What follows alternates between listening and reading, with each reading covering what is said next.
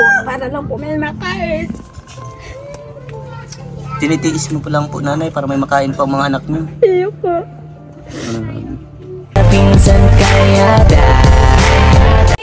Hello mga kalingapa, isang magandang tanghali po sa inyong lahat. At yan, kung bago pa lang po kayo sa aming YouTube channel, ako po si Vincent Calyada, Indiano Bicolano. Bicolano po. Yan, so ayan, ito po yung collaboration namin. So ayan, at paki-like and share po ditong video ito para mapalawak pa po namin ang pagtulong po sa mga taong nangangailangan. At huwag niyo pong kalimutan na pindutin ang notification bell para lagi po kayong updated po sa mga bago naming upload. So ngayon mga kalingap, may nilapit sa atin si Kuya Indiano Bicolano at ito po yung ating tutulungan at meron pong pinabot si Tita Heidi from Trusa Family. Yan. Maraming salamat po. Salamat po sa inyo. Grabe so ayan, nagpabot siya ng hindi pa nga vlog, sponsor agad. So ayan, nagpabot po siya ng pagmamahal sa mga beneficiary po na tutulungan natin. At ito nilapit sa atin ni Kuya Indiano Bicolano at ito po yung ating aabutan sa tulong po ni Tita Heidi. So tara mga kalingap. Tita Heidi. Salamat po kay Tita Heidi. Grabe, maraming salamat po. Okay, so tara, puntahan na po natin ang kanilang bahay. Yan mga kalingap. Tao po. Tao po. Tao po. Ay po, Nay.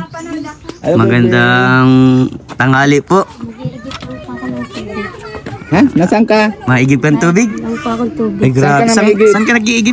Yun po. Malayo? Saban po, sa malapit lang po. Sige, samahan ka na namin. Grabe sipag naman ito, Kuya Robin. Grabe nga.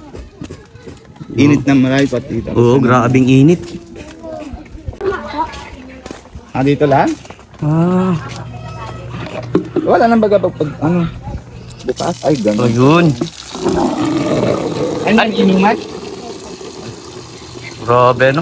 Nalala ko nung ako'y mga elementary, ganun din ang ginagawa namin kasi malayo kami sa hindi ng tubig. Ako din sakto ko pagligo mga bata. Dito? Ako din ako sa ilog kasi Bro. wala naman kaming gripo na noon.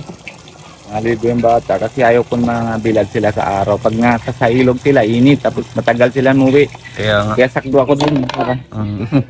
Sipag naman. Anong pangalan mo, be? Bibilin po. Bibilin? Sipag ni Bibilin. Magandang pangalan, Bibilin. Baby pa. Baby pa talaga. Yan. So, ayan. Sipag. O kami na magbubuhat niyan. Kaya ka na. Yan si Kuya Robin na. At napaka nito. Sipag. So, yan. Kay Kuya Robin, meron na kayo doon tubigan? Wala pa. Wala pa? Meron na, Nay. Meron na. Buti naabot na ng nawasa, no? Oo, may prawasan na, Nay. Nabayad kami 60 pesos per month. Per month? Okay. Ayan, papunta na ulit po kami sa kanilang bahay. At nag-igib si Babylin. Napakasipag na bata. Good guys. Pasok po kami. Papasok po. Bilis po. Bilis po. Ano po? Ala, may astig ito, dalawa daliri. Ayos may ano pala. May anting. Bilis tayo. Magandang tanghali po. Po. Hello. Sir. Hello po. Ano po? So, ayan, magandang tanghali po. Napakasipag ni Babylin, Kuya Indiano? So, ayan, by the way po, magpapakilala po ako. Ako po si Vincent Calyada, isang charity vlogger po mula sa Team Kalingap. At lalong-lalo na din po si Kuya Indiano Bicolano, isang charity vlogger po mula sa Team Kalingap. Na isa din po sa naging beneficiary ng Kalingap at siya po ay natulungan, napabahayan at yun. At naging maganda din po ang pamumuhay niya. Gaya din na Kuya Vincent, malay natin, tulong natin sa kanya na yun. O malay natin siya ng bahal na araw matutulong sa iba, di ba? Yes. Kaya Yan nga. na yung maganda. So ayan, by the way Kuya, anong pangalan niyo po? Lito po. Tatay Lito, si Babylin nakilala na namin. Ikaw po, Nay? Rosemary po. Nay Rosemary. So ayan, by the way po, kayo po ay nilapit po sa amin ni Kuya Robin, ni Indiano Bicolano, na kayo daw po ay deserve din na tulungan. So nakita ko naman po sa kalagayan ng inyong bahay ay talagang deserve nyo din pong tulungan. So may tanong lang po ako, okay lang po ba na itong bidyong ito ay lumabas po sa YouTube, sa social media at kung saan pa man po, at dito po kasi kami kumukuha ng pantulong po sa mga taong nangangailangan. Okay lang po? Wala po. Sa'yo, Babylin, okay lang pa? So, ayan. Tay, matanong ko lang, ano po ang trabaho niyo? Ngayon po, hindi pa ako makapag-uling dahil walang nabili na uling. Wala po na. Ngayon, wala po akong trabaho ngayon. Wala ko pong trabaho. So si Bibilin po, nag-aaral siya. Nagpunto na po siya. Ay bakit nagtigil kang mag-aaral, Bibilin? Para po ako na po manggawang gawain ng bahay po. Para ikaw na lang magawa ng gawaing bahay. Bakit? Nahirapan na po si mama. Nahihirapan na si mama mo? Opo. Bakit nahihirapan si mama mo? Kasi po hindi na po nakakagalaw yung kamay niya. Ay, di na nakakagalaw ang kamay ni nanay. Bakit nay? Nano ka po, nanay? Hindi si nanay.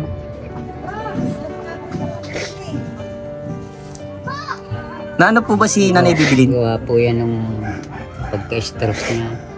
Ay, na-stroke po si nanay. Kailan ka pa po nanay na-stroke po? 1 taon na po. 1 taon na. So, ayun. Mahirap talaga Kuya Robin ang Kaya nga, na-stroke. yung baga dinadaanan ko Kuya Vincent na kagabi dito na dito sila apat noon na debate na di ba apat sila. Tapos tanong ko, sabi ko kumain na kayo? Sabi nila, opo. Sabi ko, anong ulam nyo? Saging lang pala ginakain. Ay, grabe. Tag-isa lang saging, no? Ay, sabi Pa ko. ako nung hindi ako makapaghanap buhay. Nagkasakit pa ako ng 1 buwan dahil po namaga yung tiyan ko, kaya hindi ako nakapaghanap buhay nun. Kahit paano ay yun, nakakain sila ng saging lang ang pagkain nila dahil hindi ako nakapagtrabaho.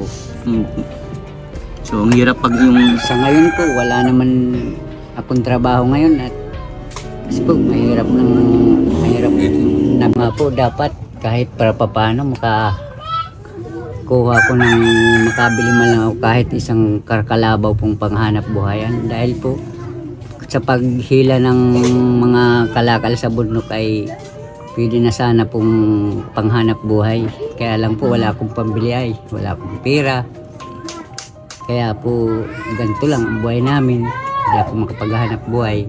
Pero po kung meron akong kahit isang kalabaw lang, makakapaghanap buhay ako. Dahil po dito malakas ang paghihila ng mga kalakal sa bundok. Edi saan po kayo na yung nagkukuha ng pakain yung Yung pong pag nauling po siya, ini-stock niya po dito. Dito, Pag may matagal nabili mabili. Matagal nang bibili. Po namin 200 lang ang uling. Mm. Tapos po ako nakikipaglabadahan po ako dyan. Kaya mo po maglaban ay kahit stroke ka po. Gusto ko po, para lang po may makain. Tinitiis mo pa lang po nanay para may makain pa ang mga anak niyo. Iyo po. Bakit nanay Rosemary labis po ang pag-iyak niyo? Dito po nakakapasok yung mga anak ko ay. Dahil po ba sa kahirapan nanay? Iyo po. May tanong po ako sa inyo. Kayo po ba Tatay Lito at Nanay Rosemary nakapagtapos po ba kayo ng pag-aaral po? Ay, hindi po ako Grade 6 lang po natapos namin. tapos Siya po grade 5 lang. kasi yung mga bagulang din namin mahirap. Wala silang panggastos para makapag-aral kami. So si... Hindi ako makahanap ng magandang trabaho. Kaya nga, hindi po kasi nakapagtapos po eh. Si Bibilin po, anong grade na sana niya? Grade 8 yan na grade 7. 8 po. Grade 8? So sayang na. Ako yung nangihinayang Kuya Robin sa mga ganitong O nga bata. po, kasi po wala akong panggastos sa kanya para pagtapos mo lang siya kahit high school. Wala ka po talaga pong panggastos po. Wala akong makunan sa mga project niya, wala kaming maibigay. Kaya mas pinili nyo na lang pong magtigil na lang si Bibilin. So, siya na po ang nag-decision na tigil na siya dahil daw ay sabi nga ay matrabaho siya dun sa kapatid niya. So bakit? Sayang nga po, tapos muna. Oh. Eh, bata pa naman na 11 years, di ba? 11 years? Po. Ilan? 15. 15 years old. So bakit Bibilin mas pinili mo yung mag-stop ka? Kaysa 'di ba ang mga kabataan mas pipiliin nila makapag-aral kasi may pangarap sila eh. Gusto nila maabot yung pangarap nila sa buhay. So bakit ikaw mas pinili mo mag-stop ka? Ano yung naging dahilan bukod sa yung gusto mo makatulong sa magulang mo dito sa mga gawaing bahay? So kumbaga, nasabi mo yun dahil sila mama at papa mo nahihirapan na din na magtrabaho dito sa loob ng bahay. Bakit? Ayaw ko po nahihirapan sila po. Ayaw mo nahihirapan sila.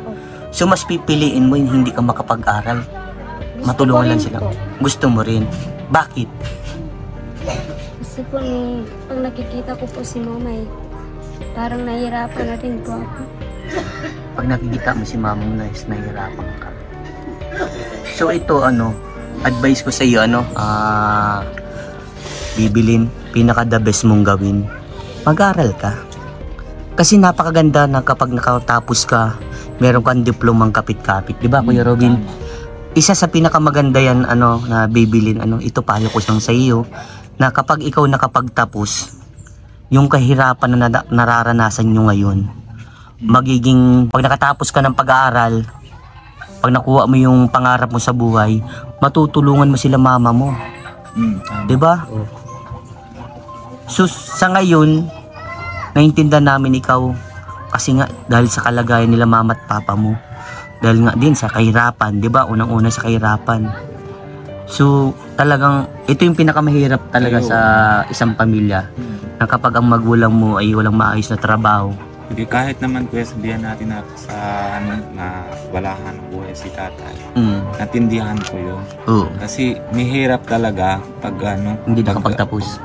Tapos ko. Kasi gusto ko din na mga tapusin ng mga yung anak ko mga aral para yung pangarap para nila. hindi sila mahirapan na hanap ng trabaho. Kaya, 'di ba pag isang pasok lang sa bahay, mga helper lang sa bahay, 'di ba, katulong lang.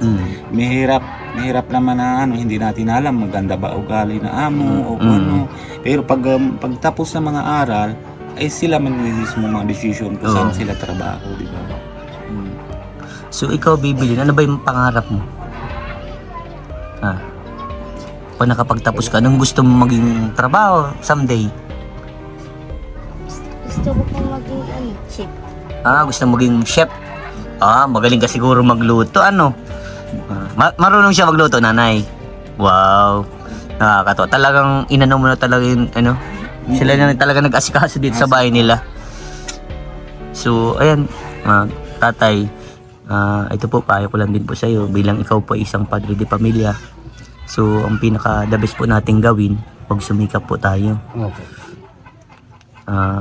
Talagang, mahirap talaga po ang isang mahirap. Pero mas kailangan natin pong lumaban po sa hamon ng ating buhay. Tiwala lang sa Lord Yes. para mapapagbibigyan ng malakas na loob. Yan. Ako na hindi taga dito kahit uling, kahit hanap nyo, wahala Talagang lang. pinaganaan mo. Kumbaga, Nakain ng bata. pinaka the best po sa atin yung magkaroon tayo ng diskarte. Pag meron tayong diskarte po, lahat yan pwede mong pagkakitain, di ba Kuya Robin? Opo.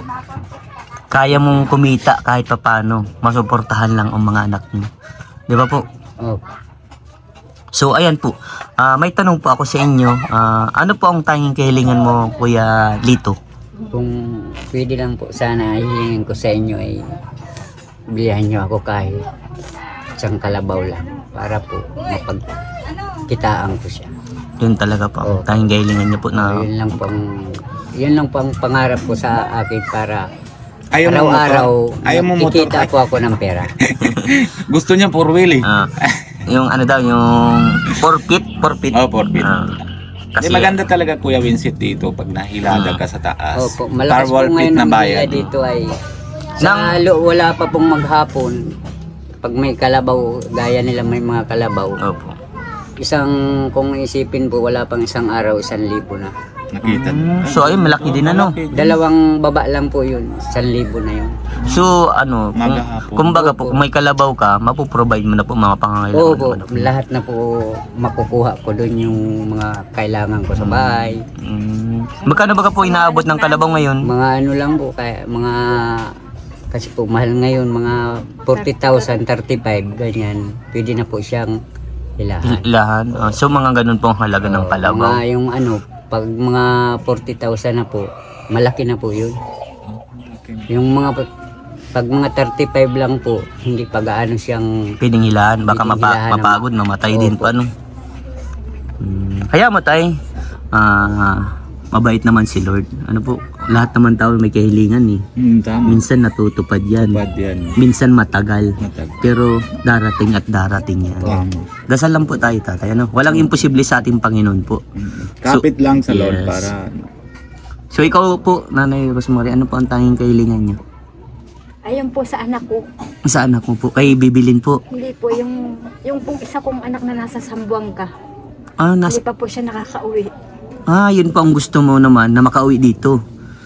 Ano po siya, babae, lalaki? Lalaki po. Bakit nanay na napapunta po siya dun? Nagsama siya pa sa sa Yung contraction. contraction po siya. Oo. Doon po sumama 2 taon na amin. po gusto nang umuwi ay wala kayong maibigay ng pamasahe. 11,000 daw sa aeroplano. Laki. Opo. Pag ano po, by this, pag ano Kaso sa po may dagat po. mga utang pa po daw siya doon ay kaya po hindi siya nakakauwi. Ano pong trabaho niya dun? Contraction po. Minsan po hindi pa siya nakakasahod. Yun po ang gusto mo na makauwi siya dito. Ilang taon na po siya? 21 pa lang po. 21. Eh, tama yun para matulong dito sa Pinoy. Oo, pamilya. Tumutulong na din pala. Wala pa po siyang asawa. Meron na po. Ah, yun ang mahirap. Pag may Kasi pamilya may na kasi. pamilya na. So, ikaw bibilin, anong tanging kahilingan mo, be? Pagtapos ng pag-aaral po. Makapagtapos ng pag-aaral. So, yan. Dasal lang ano. Ito lang po, Nanay Rosemary and Kuya Lito. Ano lang po kayo, tay. Dasal lang. Malay natin susunod, babalik namin. Mayroon na. Ka na. Oo, di ba? Hindi O, naman. sunod pinapasok ka na. Malay mo, may Nag-aaral ka na. O may ano tawag yan, may scholar ka Oo, na. scholar ka na. Sana. Diba? Basta dasal lang. Oo, dasal lang. Lapit lang kay Lord. Alam mo, naman. lahat naman ng makakapanood dito na mababait naman po sila. Talagang ramdam po nila yung ano. Pag ang isang tao naman, pag nakaramdam yan, Ay. minsan tinutusok yung puso, Grabe kinukurot, di ba? Oo. Dasal lang po kaya no. At napakabait po ni Lord na malay niyo po mabigyan po kayo ng biyaya. Pero ito po ngayon na iaabot ko po ay mula po kay Tita Heidi from Trusa Family. Nagpaabot po siya ng 1.5 po. 1.5 sa mga beneficiary ko po. Na ayan, kayo po na at inano kayo ni Tatay Robin. Isa po kayo sa pinapuntahan po sa akin. Oh. Tay, pang bili-bili niyo po dito ano? Maraming salamat po, sir. Ano po? Wag po kayo sa akin magpasalamat po dito po kay Kuya Hindi Robin. naman din sa akin po. Salamat po kayo kay Yan, Lord. kay Lord. Po. Kay Lord po kayo always magpapasalamat. At syempre po, dun sa ginawa po ni Lord na instrumento na si Tita Heidi na nagpaabot po sa inyo ng biyaya. Pero pinakasalamat nyo, kung gusto nyo salamat nyo po kay Kuya Bal Santos Motubang. Yan. Kung hindi siya nasimula, wala na po kami napot dito na. Kumbaga hindi kami magiging ganito po na hindi nag-spread yung pagtulong po, yung pagmamahal sa mga katulad nyo po. Yan, kay Kuya Bal, kay Kalingap Rab, sa Kalingap po. At kami po ay isa din po kami sa talagang na-inspired na tumulong. Ako din, galing din ako sa hirap ko. Opo. Hindi naman din ako ng bang papasabi ko may mayaman ako. Ay hindi. Ano lang, kapag dati sobra hirap, gusto ko lang yung gaya sa akin dati, gusto ko matutulungan. So ayan po talaga si Kuya Robin po. Dati talaga po siyang din po, talagang sira-sira din po yung bahay. Lang po talaga siya, kumbaga po, sa tulong din po ng Kalingap at mga buting sponsor, nabigyan din po siya ng maayos na bahay. At sa ngayon po, tuloy-tuloy pa rin po yung career niya sa pagbablog. At ayan, yun lagi pong sinasabi namin, dati na binablog si Tati Robin, always yung pinapayo namin, magdasal lang. Diba Kuya Robin? Opo. Napakabait ni Lord. Opo. Yan. Kaya, wala pong imposible sa ating Panginoon po, always po kayo magpapasalamat, mapaliit man o mapalaki. Pag tuwing gising ka na tatay, naisipan mo kung anong pwedeng paparaan para paghapon, mayroon ako pera, di ba? Kahit 200, So, 300, di ba? kumbaga, diskarte na lang tayo. Diskarte para makakita na po ng pera. Halimbawa, kung may meron dito na mga kaibigan mo, tay, kung may karabaw siya, pwede ka naman ng usapan, ay sige, hati na tayo. Kung halimbawa, 1,000 kita na isang araw, ikaw na mahila, di hati kayo, di ba? Pwede naman. Baka kung pero talagang tiyaga lang talaga. Tiyaga lang. Dami pwede paraan na.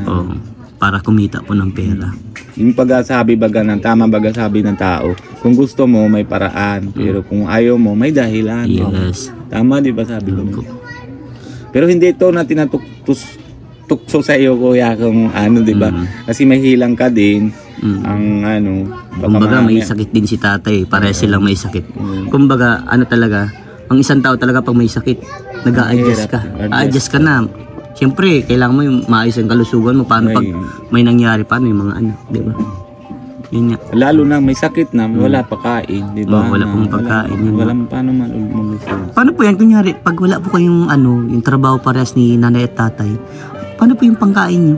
Na ano po kami, nakikihingi po kaming kanggos katulad po yan. Ito. Naghihingi po kayo ng kanggos. Tapos yun na po yung pangtanghalian, gabihan po. Pag walang wala, talagang makuha kami. Ganyan po ang nangyayari. So, ikaw po, Nanay Rosemary, bilang ikaw po yung ilaw ng tahanan, ano po yung pinapaliwanag nyo sa mga anak nyo na kapag ganito po na, kunyari, wala po makain, ganito lang po yung makakain, ano po yung sinasabi nyo po para sa kanila? Sabi ko po, magtiis muna, tamayo pa. Pag po meron man po, nabili man po kami ng ano. Nasabi man po mga anak ko, okay lang yan mama, basta may makain. Paano po nyo napapaliwanag na ganito yung kalagayan po ninyo? Sabi ko, ano ko lang po sa kanila, magsikap sila mag-eskwela para balang araw matulong sila naman magtulong sa amin. Yun po, magsikap yung aral. Tama po yung payo nyo, Nay. Pinaka-the best po yan.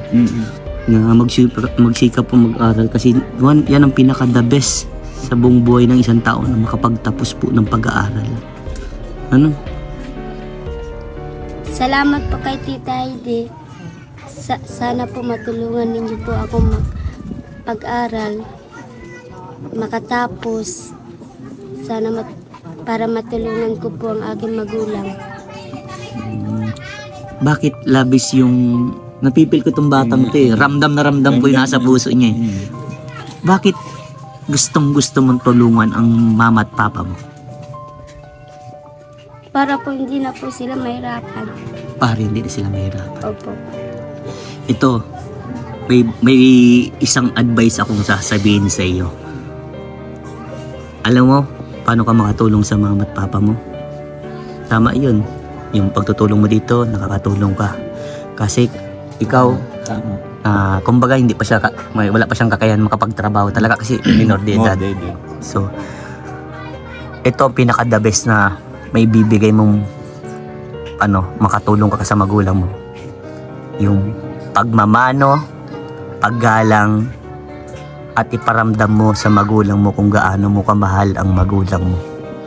Yan ang pinaka-the best. Kasi napipil ko mahal na mahal mo ang mama at papa mo. Dapat pinaparamdam ang pagmamahal sa magulang. Dahil ang magulang, iisa lang yan. Kapag nawala ang ama't ina mo, at dun ka lang magsasabi na, Mama, Papa, mahal na mahal kita. Hindi na nila yung mararamdaman. Dapat habang nabubuhay ang magulang, iparamdam mo ang pagmamahal. No? Sa ngayon, tiyaga lang, bibilin. Hayaan mo yung tanging kahilingan mo. Malay natin, merong taong mapukaw ang damdamin na tulungan ka sa pag-aaral mo. Huwag mong sayangin yung pagkakataon na makapagtapos ka ng pag-aaral. Kasi bandang huli, sa'yo din yun. Yes. Diba? Kasi, kumbaga, nakita mo na yung sitwasyon ng estado ng buhay niyo, 'di ba? Bibilin. 'Di ba? Sila mama at papa mo hindi nakapagtapos.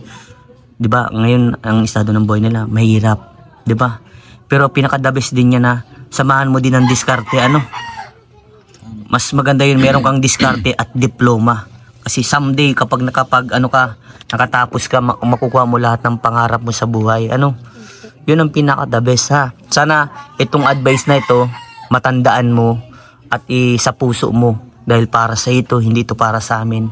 Kasi kami bilang charity vlogger, tumutulong kami, hindi lang sa financial, sa paglapit namin sa Panginoon, sa mga katulad ninyo, mas inaano namin na mas panatiling yung lumaban sa hamon ng buhay, at paramdam sa magulang ang pagmamahal, okay ba?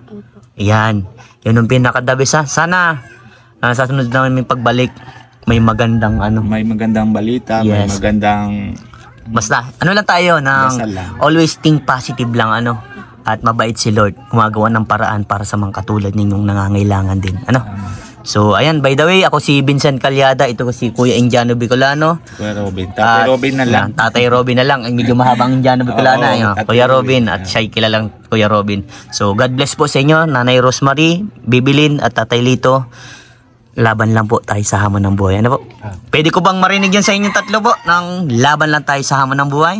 Laban Laban lang tayo sa hamon ng buhay. Yun. Galing. Yan ang pinaka-the best na. O sige, bye-bye po sa inyo. God bless po.